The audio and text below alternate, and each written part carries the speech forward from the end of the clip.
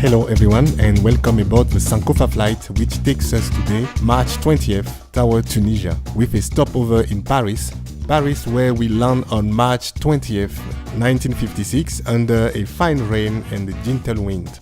Around 5 p.m. we follow a procession of cars that cross the Seine River at a brisk pace and headed to the Quai d'Orsay.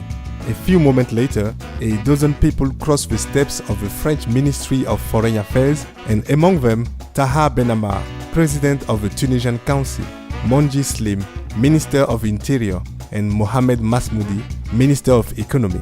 Those three, since February 27, had been negotiating and finalizing the Protocol of Independence for Tunisia.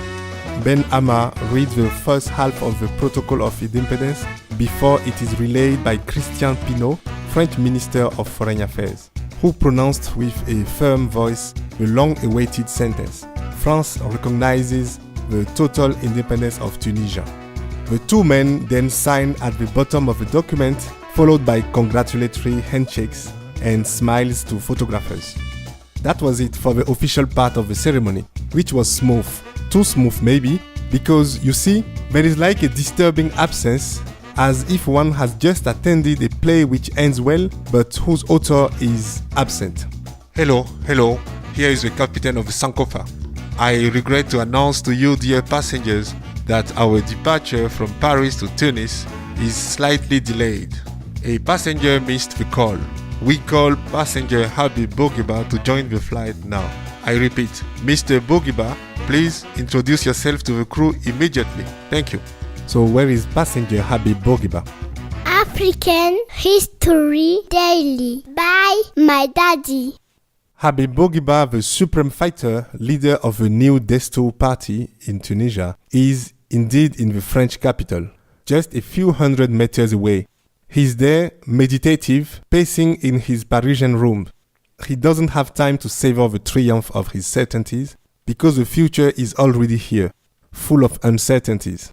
This independence is the culmination of the claims led by Desto Party, a party founded in 1920 by Sheikh Talabi, and then even more, New Desto Party, a more radical separatist party than the previous one, founded in 1934 by Bourguiba himself. He was then immediately arrested, but released 2 years later by the French government. Tunisia, since the middle of 19th century, was what is called a beylik. Beylik is a Turkish word for a territory under the jurisdiction of a bey, a clan leader. It was therefore an autonomous beylik of the Ottoman Empire, which had undergone an unparalleled modernization in the Arab world. It was the first Muslim country ever to abolish slavery and to have a constitution. But Western financial gurus had led the Bey into huge debt, forcing it to be under the protectorate of France in 1881. Then came a short occupation by the Germans during the Second World War from November 1942 to May 1943, before General de Gaulle, the French president, restored the former protectorate by decree. That decree caused palpable disappointment to Bourguiba and his supporters, who then engaged in violent actions against the French authorities. Bourguiba was again arrested in January 1953 with the increase in acts of terrorism. It is this condition that triggered a coup d'état on July 31, 1954, when the president of the French Council, Pierre Mendès France, goes to Tunis and pronounces the speech of Carthage, in which he recognized the internal autonomy of Tunisia as a first step toward independence, which will be effective 2 years later.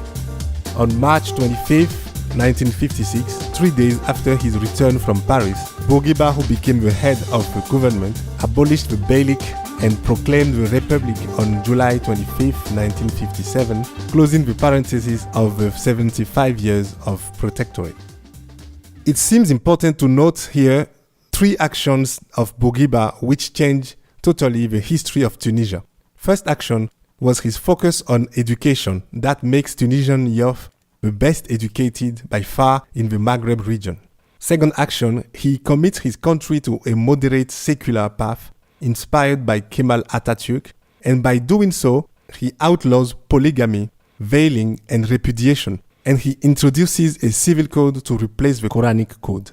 He also convinces its fellow citizens that working and fighting under development are a form of jihad, holy war, and as such, dispense their actors from the fasting of Ramadan. Joining the gesture to the world, he drinks a glass of water during the month of fasting in broad daylight. Bourguiba, this great president, remains in power until 1987, when, sick, he was deposited by Ben Ali, and the rest we all know. My African cliché of the day is a sentence which repeats again and again that XYZ colonial power has given independence to a particular colony. In the light of the history, this group of words makes no sense at all, and without the courage and the fight of the colonized people, no colonial power would have left by itself. I think it's time to ban this type of sentence that continue to silently deny history. What do you think of this almost definitive cliché of mine? Yes, I'm waiting for yours on our common history, and I'll see you again tomorrow about the Sankofa. Thank you.